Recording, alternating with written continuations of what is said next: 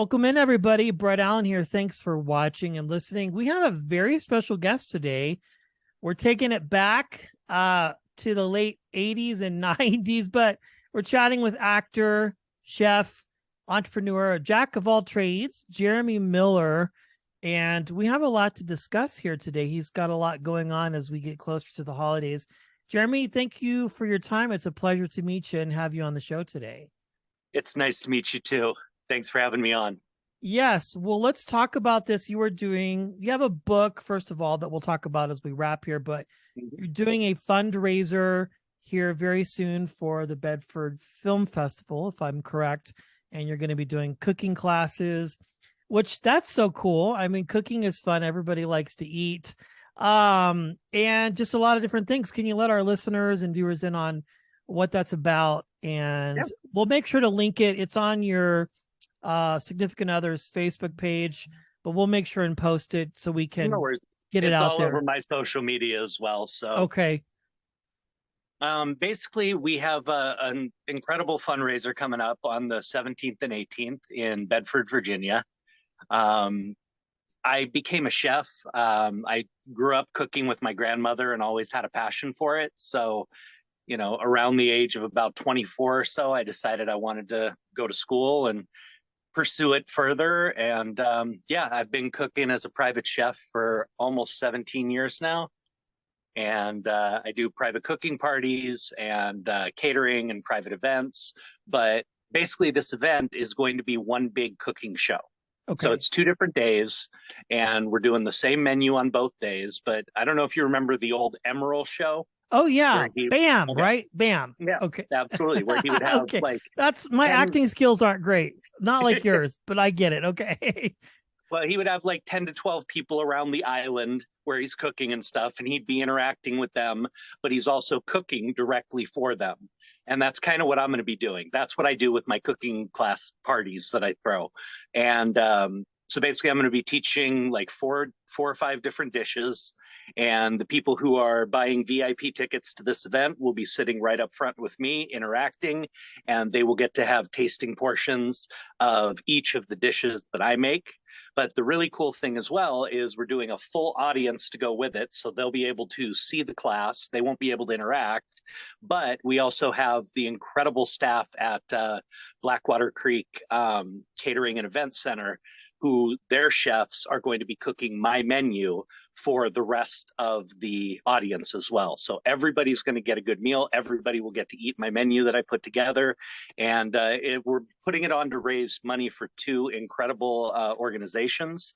First one is Bedford International Film Festival.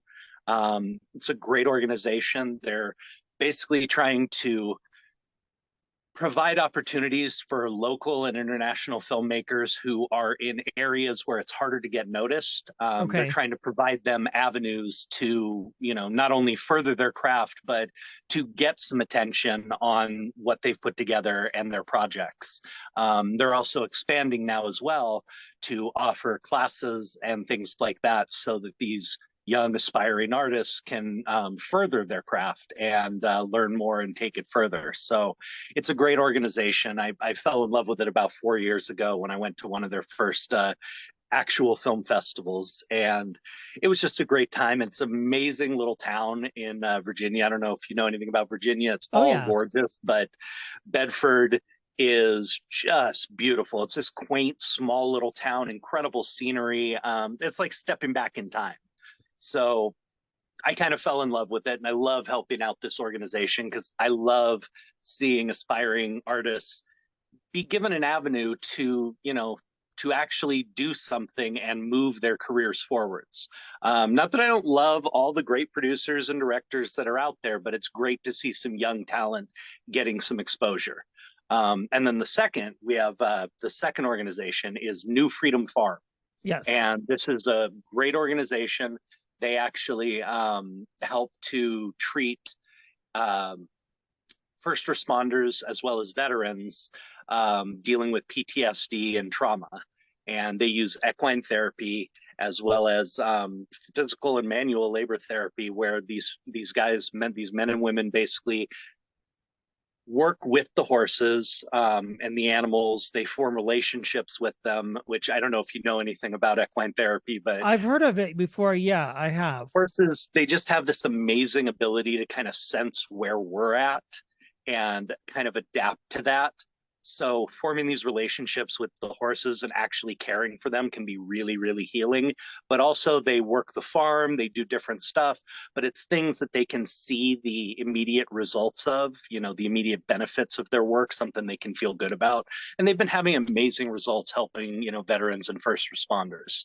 So that's a cause that's really close to my heart as well. Most of my family served in the military, and those that didn't have been, police officers and paramedics and firefighters. And so this is a great organization, and they've been doing some great work. So yeah, we're really excited. We're hoping to sell as many tickets as possible so we can, donate as much as we possibly can to these two great organizations. And yeah, it's going to be a blast. I'm cooking a poached sweet shrimp in olive oil, Tuscan sweet sausage soup with sun-dried tomatoes and kale. We're doing a wild mushroom risotto, Wow. and then also a pan-fried braciole with pancetta and provolone. So it's going to be an incredible menu. My mouth is watering just talking about Yeah, it. I know. I was And about to say I need to eat something now after what you just described. That's that is so cool. I love it. And you having had the experience that you've had and have been in the industry for a long time, you're a great vehicle for young creatives, I would imagine for sure, that don't really know how to perhaps maybe get involved or to be seen, right? Because your industry is so different. I mean, obviously, we know you got to start very young and you had a very long, successful career on television, voicing Linus, of course, and the Peanuts vehicles and all kinds of things. So I imagine it feels good to have the roles reversed a little bit and help young artists out who maybe don't know or maybe avoid the pitfalls too perhaps of the industry that they may not know about per se. The business of the exactly. business. And that is really important for, young aspiring filmmakers, actors, anybody who wants to be in this side of the entertainment industry to learn, and being able to be the one or one of the ones who can provide that for them, and help to maybe mentor them a little or guide them on their path. That's an awesome opportunity for me. And then again, Bedford International Film Festival giving them these opportunities, because I mean, seriously, where are you going to find a film festival that wants to showcase your project when you live in small town Virginia, small Right. town Mississippi, small town, it's not Atlanta, it's not LA, and it's not New York. So it's a lot harder to get noticed. And it's just great that they're doing this and that they're giving them an avenue. Yeah, I think that's great. Well, we were talking earlier, you have a family. Obviously your children are much older. Mine is 9. But did they ever express any kind of interest in the industry at any point, or are they just were you one of those parents that were like, "Oh, I don't know. I mean, if they want to do it, that's cool, but I'm not going to force them." Because you obviously we know you started out at quite a young age yourself. So Well, I was never forced. That was one of the really nice things. I give all the yeah, credit to my mother with that. It was always my option. And, if it was something I wanted to continue, I mean, given it wasn't really my option once we signed contracts, then right. you're bound to. But I already loved it. I always wanted to do it. I loved the process. I loved auditioning. I loved being in front of the camera. So I was very blessed that I got into it and found that I truly, truly loved it. Um, on the other hand, you do get a lot of parents who kind of push their kids into it. My boys, I never wanted them to get into it just because I know what the negatives of this business can be. And Sure. I didn't personally experience too many of them myself, but many of my friends in the industry did. And I Yeah. saw the things they went through. So it was always more of one of those things where if they expressed the interest and the passion, I would support it, but it was never anything I really wanted for them. And my oldest was the only one who really showed any interest. I'd say probably 15 or 16 years old. He came to me and said, "Hey, Dad, I think I maybe want to try acting and auditioning and doing what you did." And I just sat him down and I explained. I said, "Okay, bud, this is what your life is going to be from Yeah, now get on." ready. And I explained it. I just laid it all out to him. I said, "Okay, when you get off of school, we're going to hop in the car. We're going to drive all the way into Los Angeles, sometimes into Santa Monica. Sometimes we're going to be in the car for hours." I said, "We're going to go to auditions all day long, as many as you can book. You're going to do your homework in the car while we're doing all of these. Then we're going to head home. You're going to finish up your homework. You're going to have dinner. You're going to go to sleep. You're going to rinse and repeat. You will not be playing football because you don't have time for practice. You will not be hanging out with your friends because you don't have time. You don't have time for a girlfriend right now because you won't be around." And it's just, I kept laying out more and more of the realities. And by the time I got done, he looked at me and said, "Dad, I think I'm going to keep playing football." I said, "Probably a smart choice." That's great. But at least you were honest with them, and growing up, at what point did they get what you did and the fame and success that you had at such a young age? I'm more of like, obviously, the shows that you were on, but Mhm. also the voiceover work as well. Well, very early on, they became aware. My boys came into my life when they were 11, 9, and 6. So at that point, when they met me, they were already dealing with me getting recognized and stuff still. Okay. So they immediately kind of had to adjust on the fly. And the funny thing is, they had already seen a couple of my Peanuts, specials that I Oh did playing yeah. Linus. So they got a real kick out of that too. That's fantastic. Well, you've just had a remarkable career. I want to wrap with the book, which talks about your life and just your honesty and transparency about being a quote unquote child actor, dealing with success and navigating that entire world. We'll make sure to link that as well. But if anybody's watching or listening, is there any advice that you would give to somebody who wants to either pursue cooking, like you, any sort of creative art, if that makes sense, something that will put you in front of people, specifically, whether it's television or cooking like you're doing, just something that's going to be a life that's perhaps abnormal from what most people might be used to? Well, first and foremost, and this is one that applies to both acting and cooking and pretty much every other career, is keep learning. Never stop learning, never stop trying to get better, never be satisfied with where you are. As a chef, I'm constantly learning new cuisines, new styles, new techniques, things that interest me and things that, can help me go further.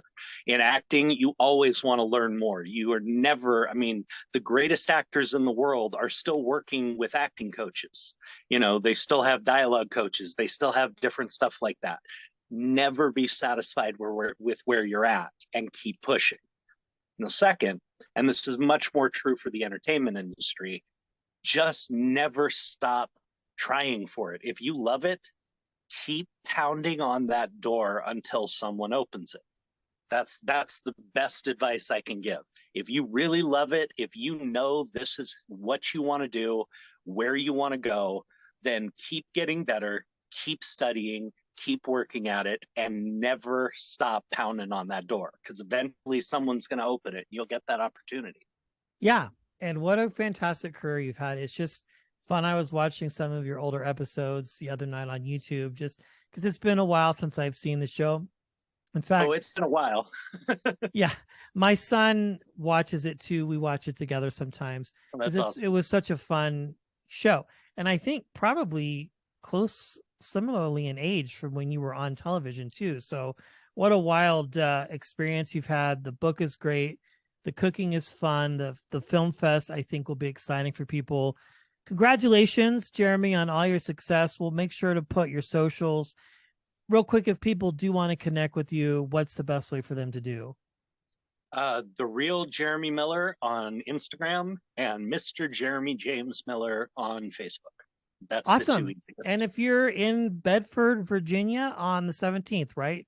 Yep, That 17th and 18th. And even if you're in the surrounding areas. And the other thing I wanted to add is because these are donation only tickets and for a charity event, even if you can't make it, if you still want to be able to support these two great organizations, you can still make a donation. You can purchase a ticket.